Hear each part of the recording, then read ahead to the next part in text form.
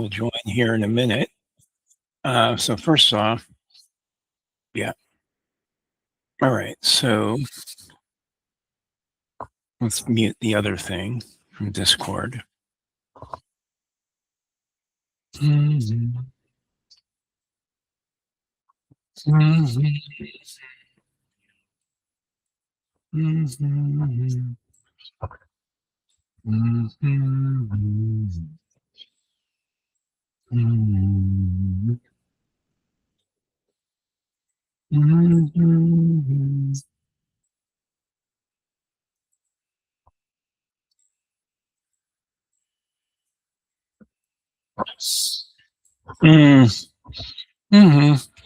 Thanks.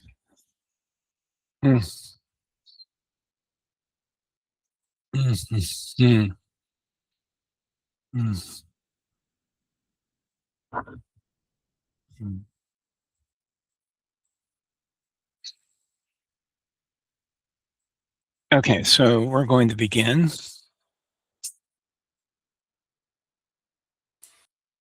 Now, first off, I want to preface this with saying that nothing about this is coming from intelligent design. I know that some people have said that this is a thesis to sort of put intelligent design as a possibility. I don't think it is at all. I actually came about this from a very anti-church, anti-Catholic point of view. I know that intelligent design isn't necessarily Christian or any particular thing. I mean, a lot of intelligent design people don't associate with, they don't even have to have a monotheistic religion. But anyway, let's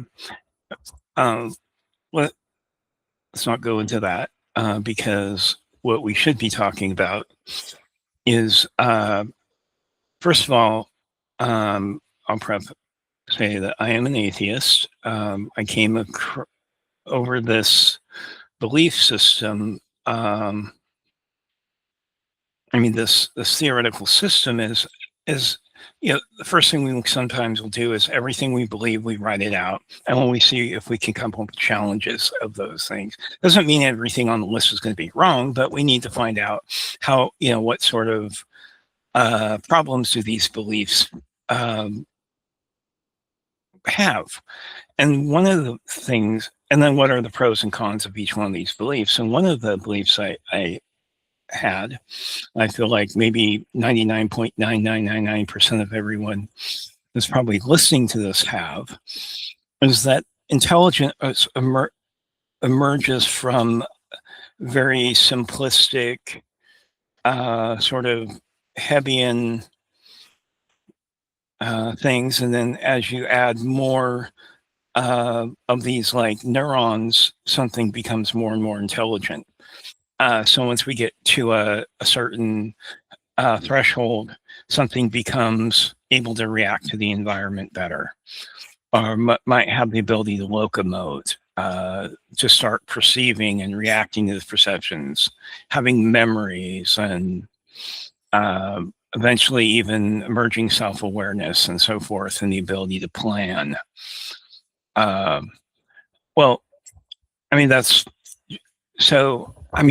is a theory. There's nothing wrong with it. But I wanted to see what challenges could I come up with that would, by looking at both the pros and the cons of this particular theory. And the problem with this theory is all of my pros that I came up with were things that alleviated my guilt. Guilt for eating certain animals and not eating other animals, not eating humans, let's say, but eating cows. Feeling like I could definitely kill an insect. I could drown an insect, but I really couldn't drown a dog. Okay, no, that's like, that was one. Okay, so that's one pro of this emergence thing. The other pro is that love eating meat. Okay. Oh, the other pro is that Well, every time I turn on my kitchen sink in the summer, I end up drowning about 8 million flies, and I feel really kind of bad about it. So I try to splash a little water down there, let as many fly out as possible, and then I run the water, you know. Um, I also don't, you know, kill an insect unless well, I just actually don't even kill them anymore. I even get spiders outside. If I do accidentally harm an insect, let's say by accident, I make sure it's dead immediately. So, for example, I go to pick something up and there's a spider under my finger and he's half his body's crushed. I kill him immediately, you know. Um, you don't want him to suffer. So, euthanasia. Um, but anyway, let's make this is supposed to be a book. So let's go on. I mean, at least I'm getting some of the content down that I know that I'm going to have to cover someplace. Okay, so critical mass theory. For one of the first AI critical mass theories that really annoyed people, lots of people are outspoken against it. Many famous people are. Was Doug Lanatt's idea that when psych had enough rules and assertions, it would suddenly would have the ability to learn or become self-aware. The idea was it would reach a critical number of assertions, and people used to ask him what that would be. It might be, I think he came up with 390 million, and then it rose up to a billion. That's 4 billion. I think now it's flipping up at like 80 billion assertions rules before cycle becomes self-aware. That what will happen is the right piece of information will finally get to it, or the right culmination of information, and it will become self-aware. SkyLetNet will wake up, like when given all the proper resources. Okay, so that was one critical mass theory in history. People were very outspoken against that. It sounded terrible.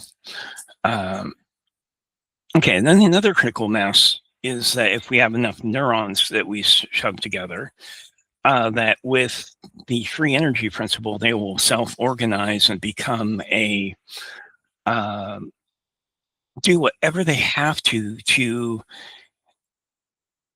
reinforce a behavior that will save them from over expenditure.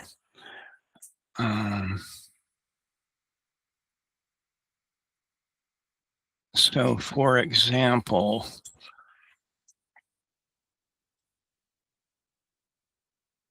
this is called simulated annealing. Well, it's related to simulated annealing, sorry. Annealing is a process where things sort of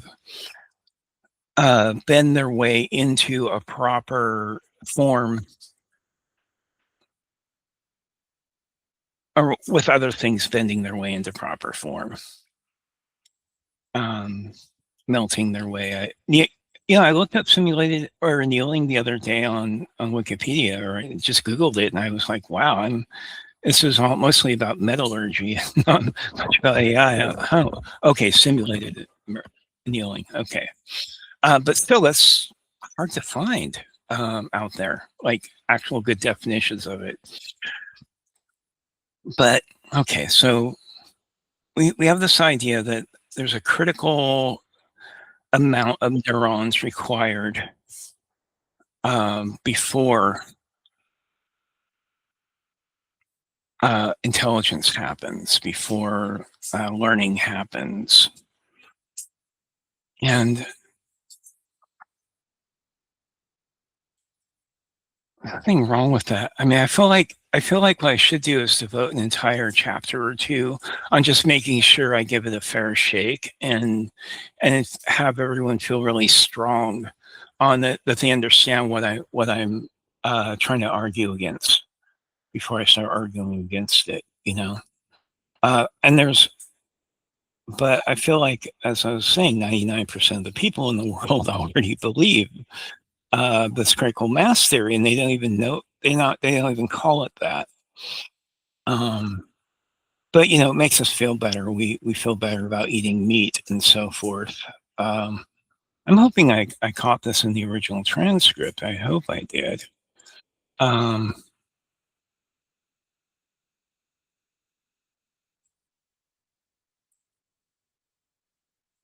okay, yeah, I did. That's pros and cons. Okay. Um, oh, okay. What it also does is it gives us hope that if we find the right substance initially, we'll be able to take that and a particular turtle, let's call it a turtle for a second, and then stack these turtles up in certain ways to where by the time we get done, we'll have a human being. So turtles all the way down joke, which I don't quite understand yet, but I'll look it up. The amount of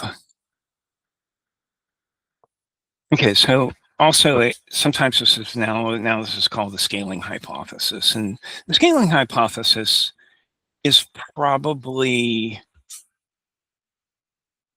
I love the way it reads. I want to look it up, make sure I get it right here. No, I'm just going to do it from memory. Um, Given enough challenges, something will have been challenged in enough ways and enough experiences that there will be a connection.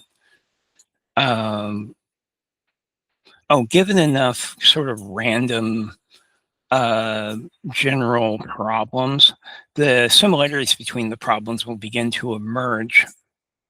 Okay, let's not call it just understand this hypothesis that most people have anyway.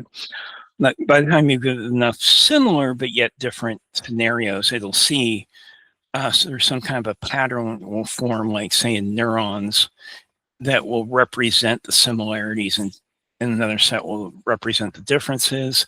So when you look at A, which has B and C in it, and you look at D, which has B and E in it, you'll be able to um, see the commonality. These will be represented and specialized in a really great way, just the way A and D are being specialized with their own private C and E. So the idea is that, and this is kind of part of the free energy principle, that um, these things will organize into something that actually conserves a little bit of resources. They'll fall into oh, actually, yeah. I mean, that makes me really want to actually get into something important about backpropagation and so forth. Is that the idea is that if you were to try to record something um, on neurons neurologically, and you had an unlimited number of neurons, you could probably, let's say, record something verbosely or idiomatically perfectly as it was. Let's just say it was. However, the problem is nothing is going to learn from that. Only by sort of a lossy sort of compression does intelligence form. So what you have to do is starve the system for resources and still make it encode the information. So what you're doing is creating a loss. You're forcing this thing. You're forcing something to find more space, to conserve space, conserve the amount of. Where I'm going with that is the conceptual idea is that you are by assumption of limited resources, something has to start doing a better job at compression, by even if by accident or on purpose, and you're going to get some sort of intelligence out of it. I think I'm not slaughtering these too bad, but sorry if I am. That you're going to have a um, ability to, I'm sorry, you're by, I guess why I wanted to bring up this point is I like to give advice, and I like to give advice when they're on that people, and especially, and that a lot of times they're looking for like the perfect size, something or other that will learn something, and then something that will learn something else, and then be able to integrate and still have the ability to do both things at the end in that same neural net. So it's so in one way, we want things that should take a different sort of training to be able to happen in the same neural net, and then things that are common about those, we want them to, we want that net to find those things. You know, usually the only way we can do that is by not giving it enough space to be able to do both things, and so it has to accommodate both activities into the network. And so by doing so, it will hopefully secretly find some commonalities and some things it can reuse. And we think that reuse space is actually special enough, somehow has some salience to it, has some meaning that a regular mind would attach to it. We know that in experimentation, this isn't true, but that was just our hope. But we think that if we keep doing this enough over and over, eventually things that should emerge will emerge in there holographically.